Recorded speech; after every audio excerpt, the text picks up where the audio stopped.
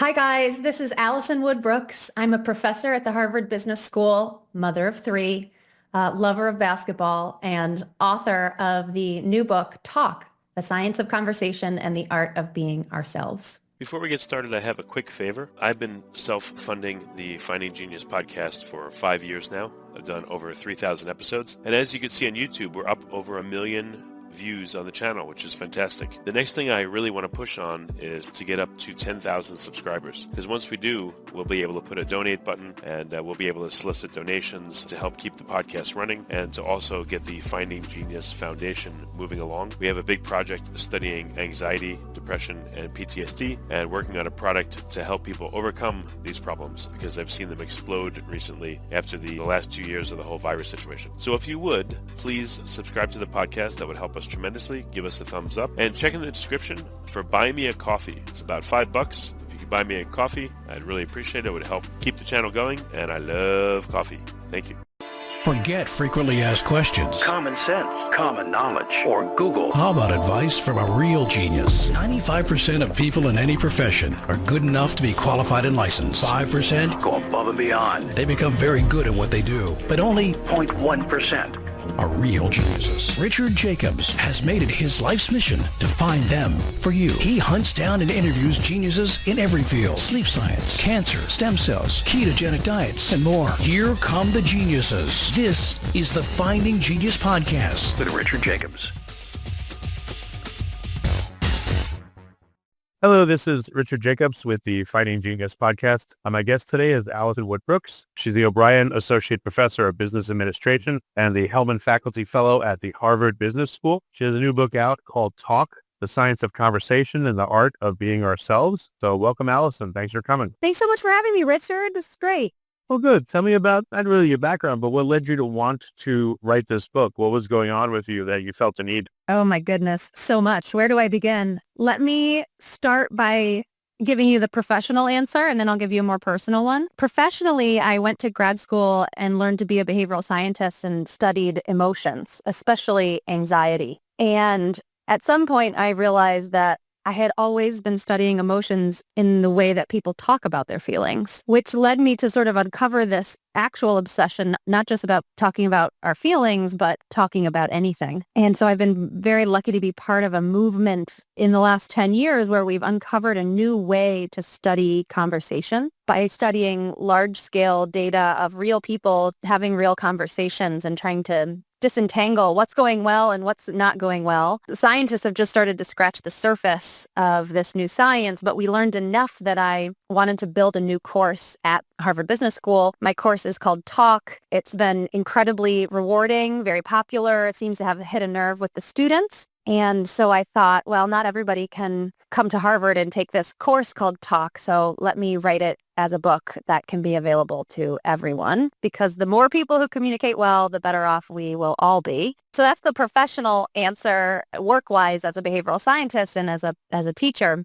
More personal note, I'm an identical twin. And so I spent my whole childhood watching an identical copy of myself, sort of navigating the social world and seeing how my sister, Sarah, what went well for her in her conversations, what didn't go so well, how could I copy the good stuff and avoid the bad stuff. And at the same time, we played all the same sports. We had all the same friends. We had so many of the same activities. It was like having a conversation partner right there, right next to me for my whole childhood. So I think it's no coincidence that later in my life, I kind of became obsessed with helping other people find the kind of shared reality that I have with my sister. Well, I know, everyone that I talk to, it's a different feeling and all that. And I have some friends I've known for so long, even if I haven't seen them in a year or so and I go visit them, it's like there's no roughness. It's like all of a sudden I'm talking to them and nothing has changed. It's like I never stopped talking to them. It's so natural to just fall into conversation. So I guess with your sister, interacting with her is on just like this totally different level that no one else shares. It's probably very different for both of you to talk together versus you talking to anyone else in the world. It is. However, there are things about it that I think are similar to what you're describing. You can get close enough in a relationship that even if you went years without talking to each other, if you came back together, you could still sort of read each other's minds and be pretty good at guessing what the other person is thinking, even if they're not saying it out loud. and that you really understand each other's preferences, what they like to talk about, what they want to talk about, what fun means to them, what their goals might be. And I think that's kind of what everyone is aiming for in their life, to have more friendships and relationships that can be at that level is one of the best things we can achieve as humans. It'll be funny. I imagine myself and you like wearing those, you put it on your head like an EEG thing and you have all the leads suckered onto your head. And we're both thinking about having a conversation. We've got like pulse oximeters and, it's reading all these biomarkers as we're talking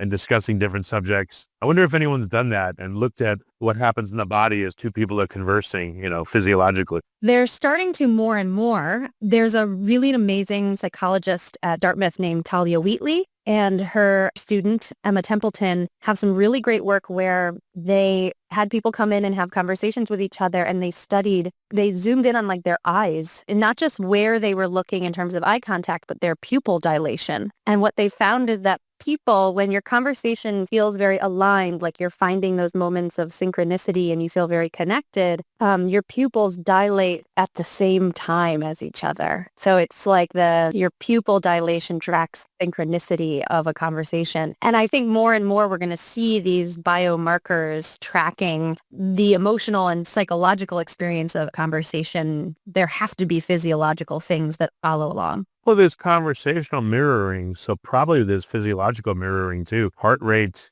pupil dilation, skin connectivity, just all kinds of stuff. I bet you, like I'm imagining, two people are on a date, what would be happening? Two people are in a negotiation, what's happening? Yeah, there's probably tons of really cool stuff to be found. Absolutely. I think a lot more work to be done there. So many big questions to ask. I think colloquially we call it mirroring in conversation. A lot of scholars study this. They call it entrainment or accommodation. And it's sort of to what extent do the people talking to each other merge towards using the same language and the same acoustic properties of their voices, that we can measure somewhat precisely how much two talkers are becoming more like each other and who's moving more towards the other person, who's moving more towards the other. And I think over time we will learn more and more the biological signals that are tracking that sort of entrainment and mirroring and accommodation. There's this guy, Chris Voss, he has that book, Never Split the Difference.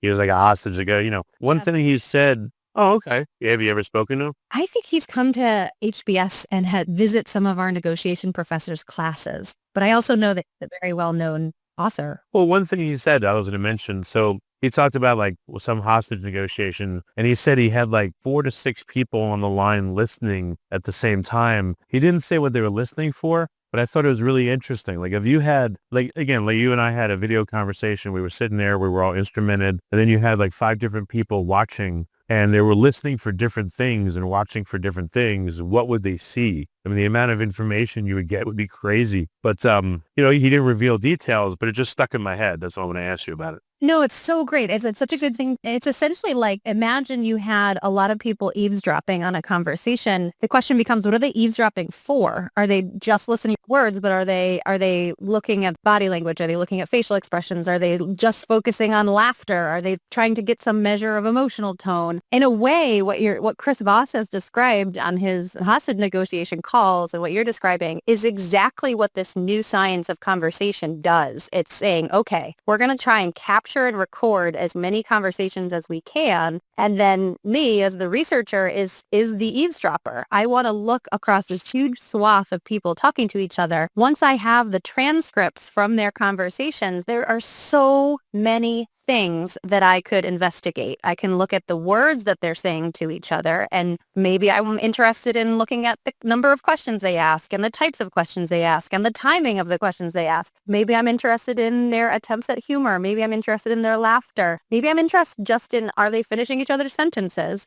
You can also start to code their body language if you have video footage of their conversations, right? You can use AI to do automatic facial recognition. What are they looking at when they're talking to each other? What's their body doing? What are their feet doing? And there's so much you can do there. And maybe I think this is a huge area of opportunity for this area of science that we don't know a lot about yet, but I think matters a lot, the acoustic properties. So what are people's tone of voice, the cadence of their speaking, the sing-songiness of their voice, the pace with which they speak? Do they have vocal fry? There's Oh God. so much you can learn from the energy and acoustics of somebody's voice. We studied a huge swath of job interview conversation, and we actually found that people's words, like what they say during job interviews and their body language, where how they move during their job interviews is not very predictive of how they will perform on the job. But Well, it's not a natural environment. Yeah. yeah, and like a conversational interview may not be at all similar to what they're going to be doing in their job, and it's not predictive of their competence in the job task. What was actually the most predictive was the acoustic properties of their voice. So if you're energetic and excitable and you talk quickly during a job interview, chances are you're going to be the same way when you're interacting with your colleagues on the job. And so I think there's a lot to learn about how important acoustic properties are in conversation and how meaningful. Before we continue, I've been personally funding the Finding Genius podcast for 4.5 years now, which has led to 2,700 plus interviews of clinicians, researchers, scientists, CEOs, and other amazing people who are working to advance science and improve our lives and our world.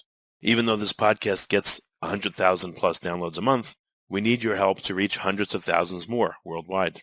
Please visit findinggeniuspodcast.com and click on Support Us. We have 3 levels of membership from $10 to $49 a month, including perks such as the ability to see ahead in our interview calendar and ask questions of upcoming guests, transcripts of podcasts you're interested in, the ability to request specific topics or guests, and more. Visit findinggeniuspodcast.com and click Support Us today. Now back to the show. When you mentioned vocal fry, I didn't know what it was. And a friend told me about it. Then I started hearing it on podcasts sometimes. And I'm like, oh my God, this is horrible. So people go, yeah, Dad, I did it. So like that, Or girls in California, right? Like, you're gonna go to the bitch. I have to apologize. I have a vocal fry because I sing in a band. So I have some like nodes on my vocal cords, which it's just from having a tired voice. But I love listening to people's voices. I think they matter a lot. Yeah, I don't hear any fry from you, but some people it's really exaggerated, and it's like, oh my God, So, just for listeners, some people say, why don't I do video? So I'll just, for whatever it's worth. I've done some video podcasts, and when I have to look at the person, there's a part of my brain that's just not accessible to me, and I feel like I can't ask good questions and think about what they're saying. Like I'm very auditory. Yeah. And when I speak to someone, I'll actually kind of like look down in a way. It's nothing that I'm avoiding speaking to them. It's just, that's how I process. Yeah, like for me in conversation, it works better. Other people are better like looking face to face and all the other stuff. I'm with you. I think sometimes when I do video interviews, my publicist is like, if you could maintain more steady eye contact with the camera, that'd be great. And I'm like, listen, I can't. This is how I think. My attention goes everywhere. I think very deeply. I listen really intently to what people are saying, and I have to look to the side while I'm doing that. In my class, it's because of the information richness of different modes of communication. Video, any information that we process visually with our eyes, that's very rich information. You're learning so much about a person from their facial expressions and their eye contact and their smiling and what they're wearing and how they're moving their body. And even like the physical environment around them. That's a lot of information to process. So when we turn our cameras off and can only hear each other's voices, you're taking away a whole category of information richness. And for some people, that makes it a lot easier to think deeply without being distracted by all of that extra information. Yeah, there's less to focus on. Yeah. My students in my class, I ask them to do an exercise in a group conversation where they have to close their eyes. In person, so they're sitting there in person around a table, and they have to try and have a nice, natural, fun conversation in a group of 4 or 5 or 6 people with their eyes closed. And they find exactly what you said, Richard, which is like with your eyes closed, often you can focus on what other people are saying much more intensively without feeling bad that you can't maintain eye contact. At the same time, particularly in a group, it's very hard to coordinate turn taking. We rely on the direction of our gaze to indicate who's supposed to talk next. So there's all kinds of pros and cons with this stuff. What do the students say? Like, besides what we've talked about, what do they experience when you have them do that? They love it. I mean, the class pushes them to try all kinds of weird stuff that they wouldn't do normally in their lives. They need an outsider like me to nudge them to do it. Now, an exercise like that simulates stuff they do in their life, right? That's very similar to a phone call. When you call your mom or call a colleague, you're not getting any visual information. You're just hearing their words and the acoustic properties. But they wouldn't usually sit in the presence of other people and have a group conversation with their eyes closed. I think they love it. I think it causes them to think differently and more deeply about conversation and all of the many micro decisions they're making, both structurally about how they architect and set up their conversations, but also the little decisions they're making while a conversation unfolds. And you can be, once you realize how important, let's say, eye gaze is for coordinating turn-taking in groups, you might think a little more carefully when you're leading a group. Oh, how am I going to look at people? Should I, for example, many people naturally point their gaze towards the highest status member of a group. Just naturally, it's a sort of point of survival. It's sort of like, hey, I see you, give me resources. Nowadays, though, we care a lot about inclusion and making everyone feel welcome. And so if a leader could allocate their eye gaze a little bit more equitably to everybody, it makes people feel included and like they matter. And what we find in our research is if you just nudge people to make sure they catch the gaze of everyone in the group, it's more likely to empower someone to speak later in the conversation when they have something great to add, which is better than like cold calling someone and being like, hey, hey, Tara, we haven't heard from you in a while. What do you think? It might not be the right moment for her to speak. Yeah, one thing that, so sometimes, I'll talk to my wife standing. Sometimes we're sitting on the couch. Sometimes we'll like lay in bed and I'll just lay and talk to her. She'll talk to me. It'd be funny if you got like a king size bed or something and you had two students lay down, not touching each other, but lay in the bed and have a conversation. It'd be a very, very different experience. You're just there to talk, obviously, but it's just like a very calming, different environment. So letting the conversations would be very different, Yes, and these environmental shifts feel subtle but have major effects on how we relate to each other. There's an exercise we do in class that's sort of the flip side of the eyes closed exercise, where I ask students to make eye contact for 4 minutes without speaking. And so then eye gazing. Yeah, so you're only getting. I've heard about that. That must be really. I've heard it's sealed. Yeah, it's like the person's gonna know things about you. You don't want them to know. I've heard it's like really invasive. Yeah, it's not easy to do. Like, yeah, they stare into your soul. You go through these of laughing about how weird and awkward it is, and then sometimes they cry. Like it feels. You realize how rare it is to receive gaze from someone for so intensely for so long, and I think there's a sort of sweep of gratitude that can come over. It's a very emotionally intense experience. Try it with your wife and see how it goes. Should say I'm a weirdo, but I'll try. What was it like? So you've done it, right? I've done it. I have never done it with my spouse or my husband, but you're inspiring me. Maybe I'll make him do that tonight, or with my kids too. They would think it's crazy, I'm sure. He'd be like, honey, I love you, but please don't bring work home, Exactly. Like sometimes I ask my wife questions and she's like, I love you, but I'm not a podcast. Stop asking me questions, And I'm like, I have to ask you.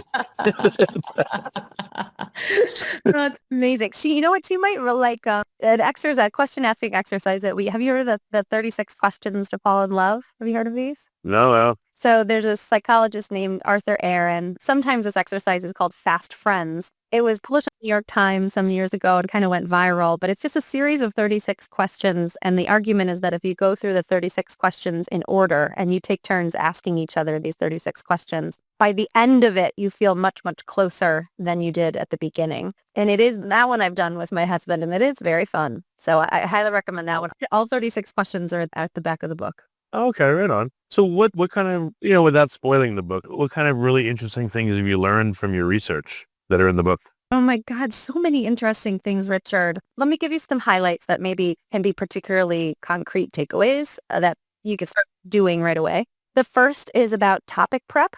In our research, what we found is people are very aversive to thinking about prepping topics before a conversation starts, especially with people that they're close to. So, your family members, your very close friends. I think a lot of people believe that they should be able to have conversations with these types of people very spontaneously, very naturally, and that they shouldn't need to prepare for them. What we find in our research, though, is that topic prep, just thinking even for 30 seconds about 2 or 3 things that you can talk about once the conversation is underway, makes the conversation much more enjoyable, and you're more likely to talk about stuff that is productive and meaningful. if left to our own natural devices, we tend to raise topics that are salient in our environment. So you might talk about the food that's in front of you, or like, oh, look at that guy standing over there, or it's cold outside, which are fine topics, but they may not be serving the goals that you actually want to achieve, like laughing and having fun or making a decision or whatever. So thinking ahead even very briefly can be quite helpful in conversation. So topic prep is one.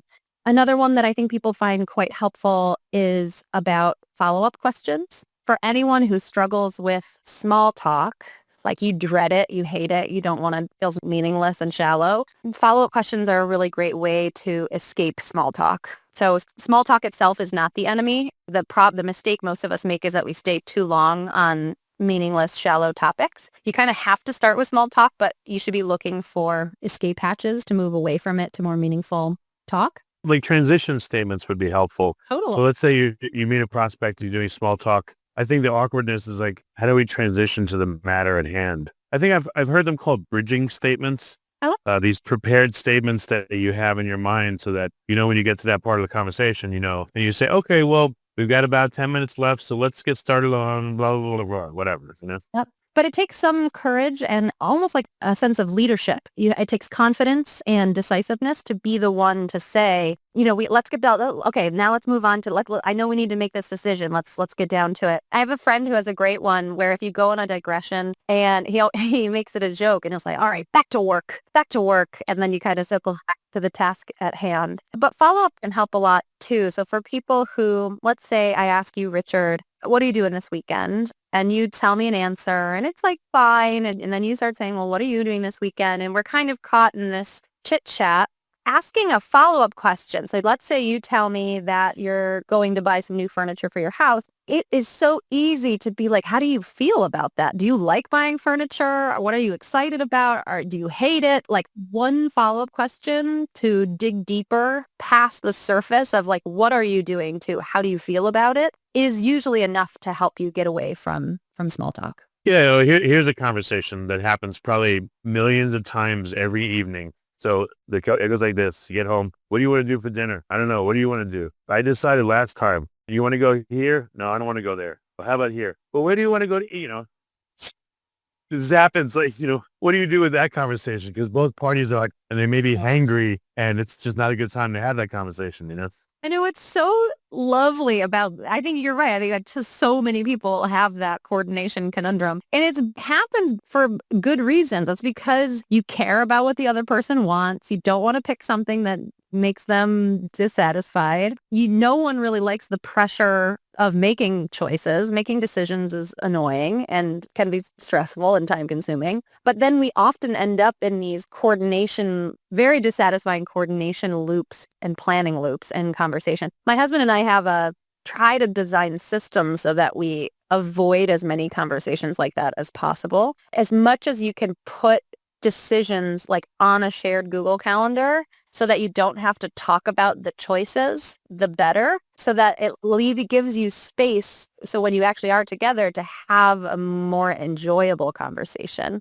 And that could look like, maybe you always get takeout and you always get takeout from a certain place on Monday, a certain place on Tuesday, a certain place on Wednesday. So it's just alleviating that pressure of decision making. You come up with a system of like Mondays are always going to be Richard, Tuesday is always going to be your wife, that kind of thing. Not everything can be coordinated in that way, but boy, the more conversations you can avoid that swirling, meaningless feeling of like, ugh, I just don't want to talk about who's going to drive the kids to whatever, the better. I see a lot of parents and making that mistake. It's like their whole marriage is the only thing they talk about is who's driving the kids where. What are the applications you want all your research to help in? Like, do you want it to help in these conversations? Is this more like teaching people how to deal with conflict or, really tough conversations? Like, I know it can go 100 different ways, but where do you personally, research-wise want this to go? Where do you want it to help people and how? Yeah, I think the more people who can converse well, the better off we will all be, the better off the world will be, the better off all of our relationships will be. I think at the root of your question is like, who needs this the most? And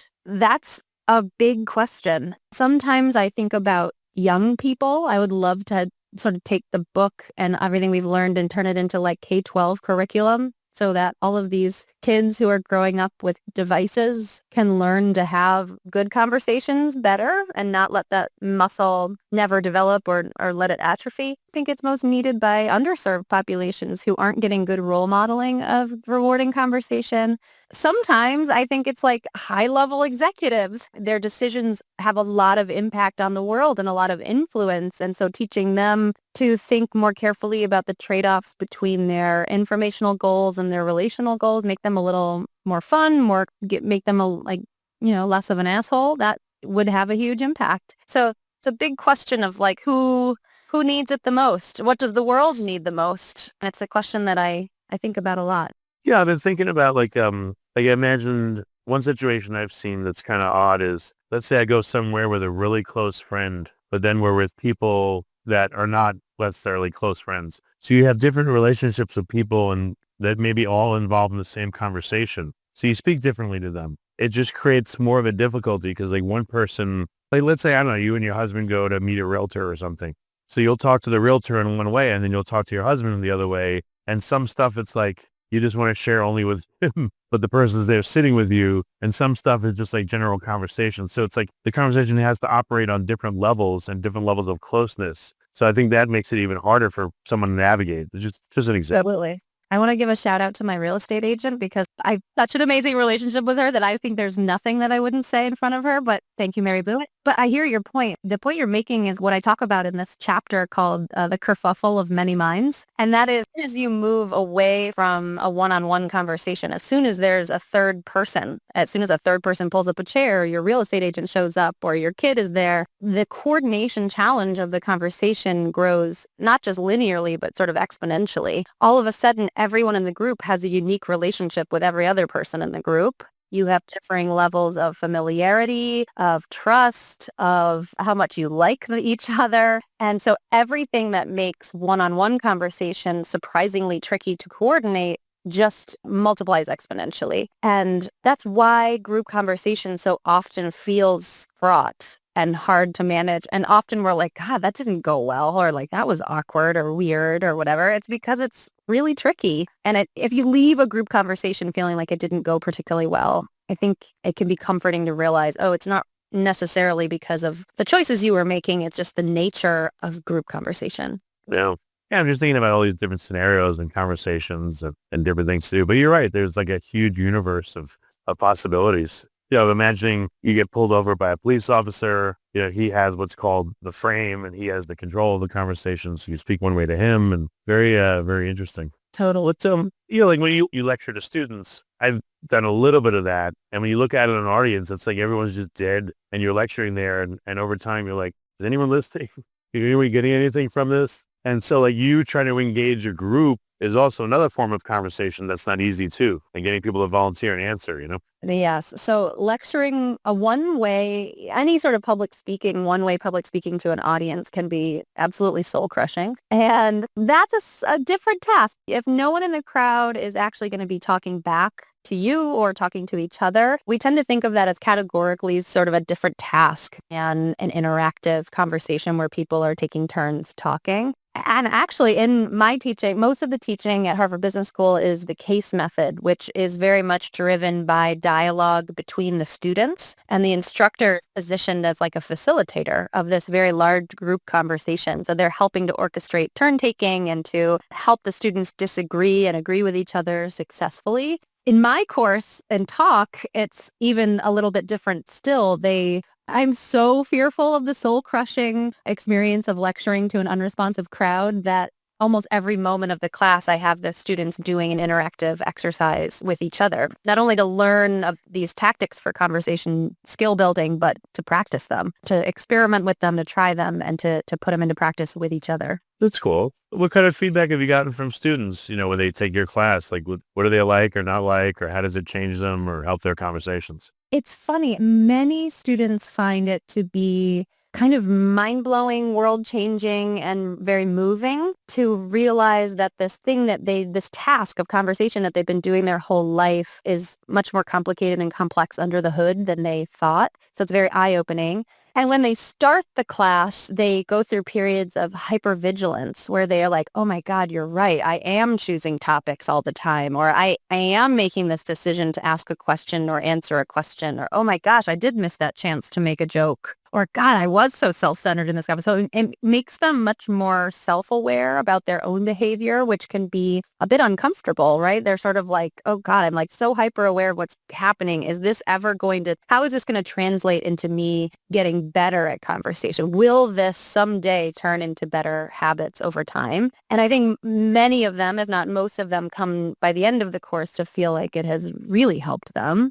We measure their progress by having them have the same conversation on day one and then trying to have a similar conversation on the last day of class and then sort of measure the differences in their feelings and behaviors between day one and at the end. But not everyone is ready to receive this kind of idea either, right? Like there are sometimes students who it requires like a bit of vulnerability and certainly a lot of engagement to work on any skill or trait about yourself. And I think some students, especially at the age of business school, they're in their late 20s, some students aren't quite ready to receive these ideas. And I think that's okay too. And so I realized that the whole course is a big ask in terms of asking them to be emotionally vulnerable with each other and with me. And it requires a lot of trust and hopefully a lot of fun along the way. I mean, do the students tell you what they want to achieve in the class, or, at the end of it, do you tell them, or do you ask them and survey them like, hey, what did you get out of the class? Like, do they come to you and say, oh,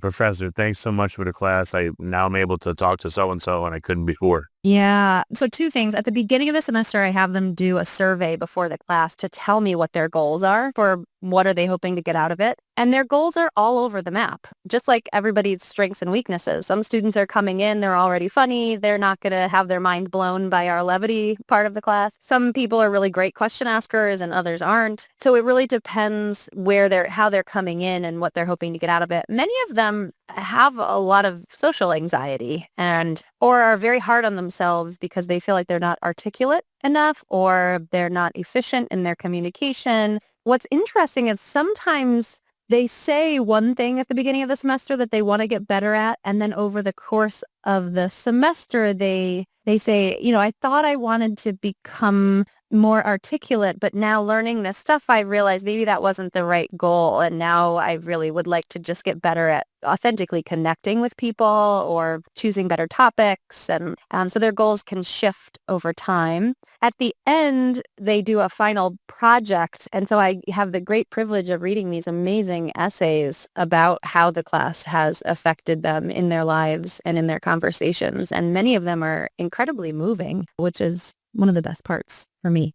Any anecdotes that you could share that you said were either moving or you're like, wow, I didn't realize I was having this big impact on people. This is really cool. Oh my gosh, so many stories. Some of the students, many of them are going through job interviews. And so they're trying to get their dream job. And then, they use these talk skills and they get the job. And how gratifying is that? Then some of the final projects, one of the options they can do is called a relationship reboot, where the nudge from me is to reach out to someone they've lost touch with in their life, whether from a falling out or just sort of drifted apart. Some of these projects are incredible. I mean, they'll reach out to a sibling that they lost touch with or a parent or a mentor, or a mentee, or a friend, and they have a couple conversations. They record the conversations. They use their talk skills to apologize and understand the other person's perspective and sort of reboot the relationship. And it's incredible to watch, to hear that happening for people. And it's really sort of beautiful and dramatic. Other rewards are less dramatic, but no less important. So it's things like, oh, this has helped my marriage so much, or I think I'm a better friend, or I just feel less anxious about having conversations with people and I feel more excited. I feel more confident in all of my conversations. So I think people's takeaways can be all over the map, but many of them are very moving and very rewarding for me to know that I'm even making a small dent in people's lives. That's really cool. What about the book? What was the release date? And, have you gotten feedback on the book yet? Oh, so the book comes out on January 21st. I'm so eager to hear what readers think, people outside of my family and friends, what they think of the book. It was reviewed by a lot of people who have really fallen in love with it, which is really encouraging. I think people like hearing from a behavioral scientist who is, I take my work very seriously, but I'm not a particularly serious, I don't take myself that seriously. So I think that's, I hope, refreshing in the reading experience. I think people find it refreshing to read. There are many books that have been written about conversation, but not a lot based on sort of rigorous scientific uncovering of like what can we learn from large scale data. Most of the books in this area are sort of based on anecdotes and hunches and things that have worked for people in their lives. But this book is based on large scale data of hundreds of thousands of conversations. So I think people find that really hopefully compelling. Yeah, I'm excited for people to react to it. Richard. Well, I know I'm probably jumping the gun, but now that you've written the book, you probably won't know until you get a lot of feedback. But how is this going to change how you teach the class? Or is there another book that you want to write about, further topics based on your experience? Oh, what a great question. I think life is just a series of opportunities to learn and get feedback. So as the book comes out, I will be learning so much from people's reactions to it. And all of that will inform how I interact with my students and how I revise and update the course content as well. I'm very lucky that my course and this book are very synergistic, and my research as well. What was your second question, Richard? Oh, I mean, are you thinking yet of a second book, or are you thinking of making changes to what you do based on what you learned so far? Oh, we'll see. I think anyone who's gone through the incredible journey of writing a book probably keeps a little list of second book ideas, future book ideas going, but we'll see. We'll see. I don't have concrete plans for the second book yet. Well, you could also incorporate all the interviews of you about the book too, because you have this experience now probably a lot, and maybe you didn't have it as much before where you're being interviewed a lot now and asked about the book, That's right. It definitely feels like an inflection point in my career. I'm doing a lot more public-facing opportunities. I think the first 10 or 15 years, I tried to keep my head down and do lots of rigorous research, and now I'm excited to share it with the world. Yeah, you're probably going to have a TED Talk soon, hopefully, so this fits perfectly. Knock on wood. That would be great. Thank you so much for all of these awesome questions, Richard. Yeah, no problem. Okay, so for listeners, January 21st, it's going to be Amazon, everywhere books are sold. It'll be available. That's right. Everywhere books are sold. You can pre-order now. Okay, excellent. Yeah. All right, and just to restate the title, go ahead, please. Title is Talk, The Science of Conversation and the Art of Being Ourselves by Alison Wood Brooks. Okay. Well, very good. Well, thanks so much for coming on the podcast. It's been a really great, relaxed, and fun conversation. You're very easy to talk to, ironically. You too, or not Richard. ironically. I want to hear more if you do the 36 questions to fall in love with your wife. Okay. Yeah, no, thanks for the suggestion. I appreciate it. You got it. Take care. Thank you so much. If you like this podcast, please click the link in the description to subscribe and review us on iTunes. You've been listening to the Finding Genius podcast with Richard Jacobs. If you like what you hear, be sure to review and subscribe to the Finding Genius podcast on iTunes or wherever you listen to podcasts. And want to be smarter than everybody else? Become a premium member at findinggeniuspodcast.com. This podcast is for information only. No advice of any kind is being given. Any action you take or don't take as a result of listening is your sole responsibility. Consult professionals when advice is needed. Large-scale data of hundreds of thousands of conversations. So I think people find that really hopefully compelling. Yeah, I'm excited for people to react to it. Richard. Well, I know I'm probably jumping the gun, but now that you've written the book, you probably won't know until you get a lot of feedback. But how is this going to change how you teach the class? Or is there another book that you want to write about, further topics based on your experience? Oh, what a great question. I think life is just a series of opportunities to learn and get feedback. So as the book comes out, I will be learning so much from people's reactions to it. And all of that will inform how I interact with my students and how I revise and update the course content as well. I'm very lucky that my course and this book are very synergistic, and my research as well. What was your second question, Richard? Oh, I mean, are you thinking yet of a second book, or are you thinking of making changes to what you do based on what you learned so far? Oh, we'll see. I think anyone who's gone through the incredible journey of writing a book probably keeps a little list of second book ideas, future book ideas going, but we'll see. We'll see. I don't have concrete plans for the second book yet. Well, you could also incorporate all the interviews of you about the book too, because you have this experience now probably a lot, and maybe you didn't have it as much before where you're being interviewed a lot now and asked about the book. That's right. It definitely feels like an inflection point in my career. I'm doing a lot more public-facing opportunities. I think the first 10 or 15 years, I tried to keep my head down and do lots of rigorous research, and now I'm excited to share it with the world. Yeah, you're probably going to have a TED Talk soon, hopefully, so this fits perfectly. Knock on wood. That would be great. Thank you so much for all of these awesome questions, Richard. Yeah, no problem. Okay, so for listeners, January 21st, it's going to be Amazon, everywhere books are sold. It'll be available. That's right. Everywhere books are sold. You can pre-order now. Okay, excellent. Yeah. All right, and just to restate the title, go ahead, please. Title is Talk, The Science of Conversation and the Art of Being Ourselves by Alison Wood Brooks. Okay. Well, very good. Well, thanks so much for coming on the podcast. It's been a really great, relaxed, and fun conversation. You're very easy to talk to, ironically. You too, or not Richard. ironically. I want to hear more if you do the 36 questions to fall in love with your wife. It's okay. Yeah, no, thanks for the suggestion. I appreciate it. You got it. Take care. Thank you so much. If you like this podcast, please click the link in the description to subscribe and review us on iTunes. You've been listening to the Finding Genius podcast with Richard Jacobs. If you like what you hear, be sure to review and subscribe to the Finding Genius podcast on iTunes or wherever you listen to podcasts. And want to be smarter than everybody else? Become a premium member at findinggeniuspodcast.com. This podcast is for information only. No advice of any kind is being given.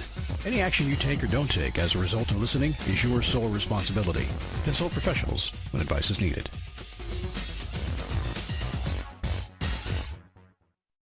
On iTunes or wherever you listen to podcasts. And want to be smarter than everybody else? Become a premium member at findinggeniuspodcast.com.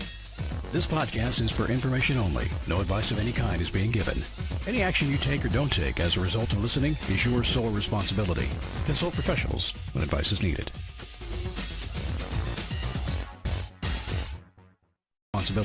Consult professionals when advice is needed.